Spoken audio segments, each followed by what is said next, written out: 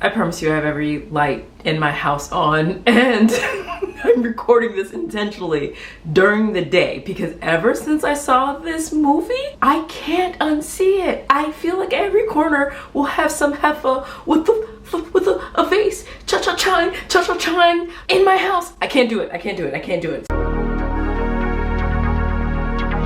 It's Danny. Welcome to my dark desk. Take a sip, take a puff, grab whatever you need to cope because we're gonna be triggered talking about obsession.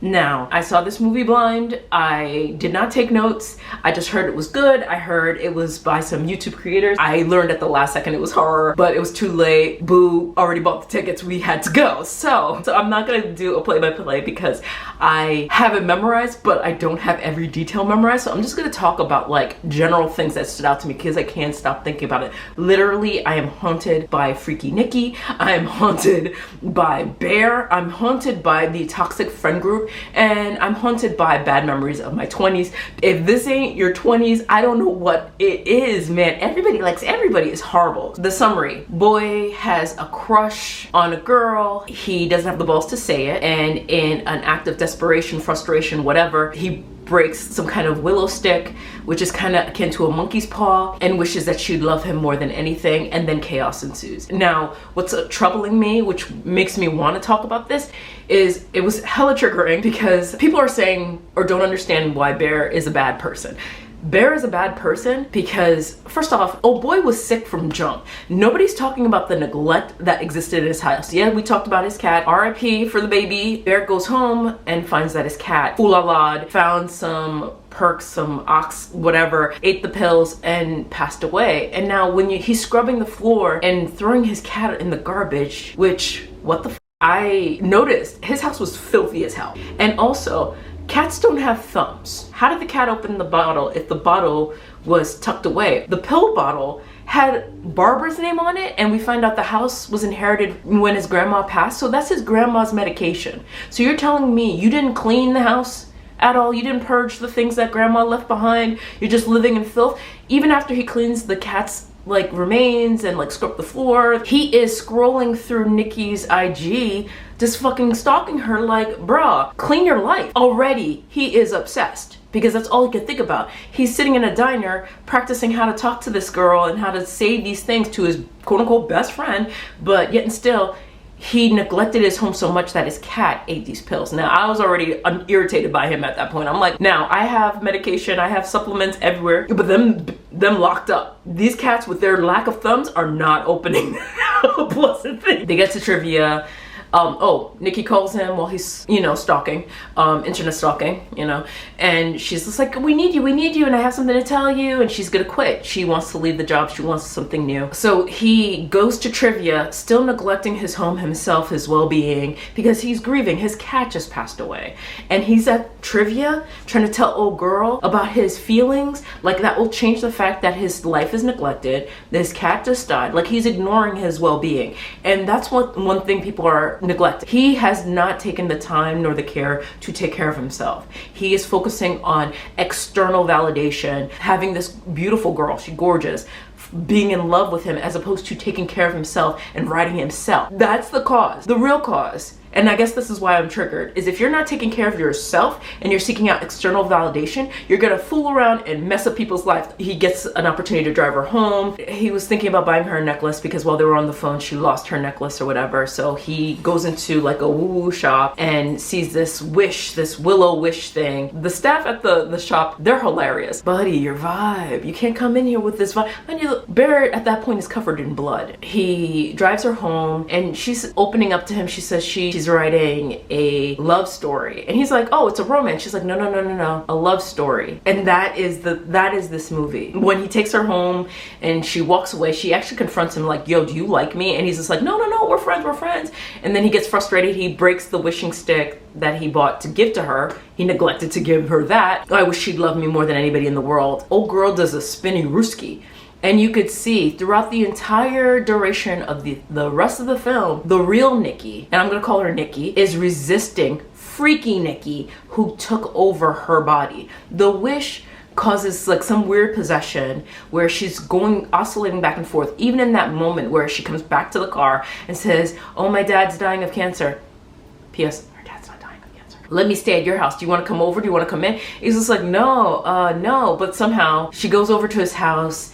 She starts coming on to him. She kisses him, and then she screams at the top of her lung like, what is that? Like she's screaming like she's looking at a monster. And that's the tell. That's the tell for everyone to understand that Bear is a bad person. She is seeing his true face. Every time real Nikki breaks through, she screams, she says, what is that? She freaks out, she tries to self-harm. It's because she's seeing Bear's true form, which is a predator, which is a villain, which is a monster, because he has trapped her in her own body. Mind you, freaky Nikki comes to his house, like looking through his window while he's talking to Ian, and Ian's like, there's something going wrong. You say she's not well. She lied. What are you doing? They reveal that they like each other. She has a major freak out, and the next scene is him going to town on her body. Regular Nikki is present for this because her face is disinterested, but her voice is making noises like she is enjoying what he's doing to her body, and it is the most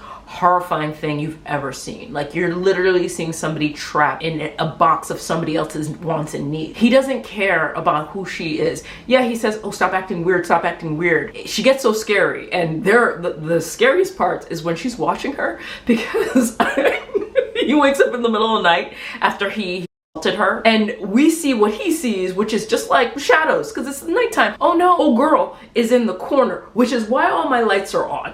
Old girl is in the corner talking about go back to sleep. I'm like, oh no. The way I screamed and scrumped and yelled in this theater, I felt so embarrassed. I felt bad. I was like, boo, can they hear me yelling? Because it was so terrifying. So the reasons why Bear is like a horrible person, he is very, very aware that freaky Nikki is in presence and regular Nikki is gone. When he risks his other friend Sarah's well-being to meet up with her because she has something to tell him. And this is after a party where freaking Nikki is acting bizarre, giving a monologue of like a Hansel and Gretel gone bad, talking about wrapping the meat of the bone and putting it between her I was just like, oh wow. And then there was a dare at this party, Ian's party, which he didn't really want to invite them to because he didn't want to invite the new couple because he's like, y'all are acting weird. See if you could come and make it a boys' night. And this is when he calls customer service. He asks to amend the wish. Instead of canceling the wish to changing the wish, he wants to amend it. So he doesn't care that Freaky Nikki doesn't have autonomy. He doesn't care that Freaky Nikki is not acting like the Nikki he's known and worshipped and admired. He just wants to have access to her. Now, if you, in any capacity in your life, feel like you're entitled to somebody else's autonomy, seek help. Go see the lady, because nobody belongs to you. You may have a significant other, you may have a partner, you may be married. They don't belong to you. And at any given second, they could change their mind. You don't own them, and they don't own you. And the idea that he would just want to have this thing amended so that he could like still have access to her body is just disgusting, because that means you never cared about who she was. You didn't fall in love with her. You wanted her because she represented something to you that you can't have yourself, that you can't create for yourself. You are selfish. That's why Bear is triggering. He is aware that Nikki is not Nikki after the wish. He even says it at the dinner after Ian tells him that, like, yeah, her dad's not dying of cancer. So he asks her, hey, do you love me or like me more than anybody else in the world? And she's like, yes, which was exactly his wish. So he knows that this is the wish, this is not actually Nikki. And there's a Polaroid of just him where she writes you, and then there's another Polaroid of her and sleeping him, creepy, and she writes not me. So we see actually Nikki is communicating to Bear like, yo, this isn't me. He ends up eating his cat. The first night she comes over, she puts a memorial spread for the cat. So that means, so he left the cat in the garbage long enough for Nikki to pull it out and make it like a memorial spread for him in the morning. She makes him breakfast and then she makes this memorial spread. He still doesn't throw out the cat because like a day or two later, after a romantic montage of them being together, she cooks the cat and puts it in the sandwich. And this feels like it happens over like weeks, but it feels like days, because the way everyone's like, this is weird, this is freaky. And also Nobody's good in this story at all. No, not a good person. Like, okay, there are actual victims. The cat and Nikki are actual victims. Sarah, also a victim because she gets her head bashed in. However, if old girl is pulling your chair because she doesn't want you to go near her man, then I don't know. Don't ask him to meet you in a park. That's not my ministry. I'm not trying to judge old girl. Not only was her face crushed on her steering wheel after she got into the last master's program she could get into, at the end of the movie, Nikki strips her naked and scalps her and puts pieces of her hair all over top of her hair. So yeah, Sarah was a victim, but to a certain extent. If you realize the guy you like is dealing with crazy, you dip. I have a very good story about that. Like when I had this crush on this guy and I realized he had a weird dynamic with his other friend, I was like, nope. I dipped out because I already saw what was gonna happen. We were gonna be in a stupid fool-a-la circle that I'm not about. Sarah could have dipped herself out of it. This sounds like I'm victim blaming. I'm not, because it's Bear's fault that all this happened. And I love the fact that Freaky Nikki said, this is your fault, baby. Now you have to help me get rid of the body. And that's when he realizes, oh no, I think what I should do is try to get this curse canceled. In the meantime, that conversation he had with Sarah in the car, Sarah revealed to him that Ian had been banging Nikki very casually for 2 years, off and on for 2 years. So from the beginning of the movie, Ian could have mitigated this whole thing and said, hey boy, I was already there. I don't know if you want that because I was already there. We have a thing. I broke it off, but it'd be real awkward if you as my boy have relations with the girl I was having relations with. Let's not do that. He didn't do that. And Ian deserved to get popped. I'm sorry. Ian had that coming. What kind of friend are you? First off, he was giving bad advice. He told her to call her Freaky Nikki, and that was the last time we saw autonomy, like full autonomy from Nikki, when Bear tries to neg her and say, oh, Freaky Nikki, after she walked away from his car, after she confronted him, like, do you like me? He's like, no. And he's like, okay, have a good night, Freaky Nikki. She's like, excuse me, you know I don't like that. Why would you say that? So the fact that Ian gave Bear bad advice when you're trying to support him, you're a bad friend. You didn't tell him the truth, you're a bad friend. You try to cockblock him from saying what he needed to say at trivia, you're a bad friend. Ian deserved what he got. I am so sorry. And he could have mitigated this by, Bear asked him, hey, could you break this thing and just undo the wish? Bear's finally at the point, please undo the wish. It took Sarah's blood on his body for him to be like, undo the wish. And Ian, what did he do? He breaks the cig and asks for $1 billion. Then Bear's like, don't come to my house. Freaky Nikki's crazy. Don't come here. Bear comes through, gets popped in the face by Freaky Nikki. The end of the movie is poetic. You see what a coward Bear is, because ultimately he realizes, because the whole time the customer service people were like saying, you're gonna have to, like, you know, someone's gonna have to die for this to end. And so Bear takes the Pum Pum and aims it for his face, then he cowards out, and then he takes the same pills that his cat passed away on. He threw the bottle back, and then he started sticking his fingers in his mouth like a Then you hear the noise of the stick breaking, and it's Freaky Nikki making a wish for him to love her as much as he loves him. And they have this moment, it's like a little meet cute. It feels like it was booked in, because it starts off in this romantic comedy vibe, and then it ends on this romantic comedy vibe, but not really, because the pills take hold of his body and he dies. And then because he dies, Nikki comes back and she realizes the horror. She has killed Sarah and sported her body. Bear is dead on her lap. She pushes him off, yes, and then she sees Ian on the floor with the in the middle of his head, and she's screaming in horror, and that's how the movie ends. What? I hate horror. I'm not a horror person. I am, but I'm not. Okay, I've watched a lot of horror in my life. I've been forced to it.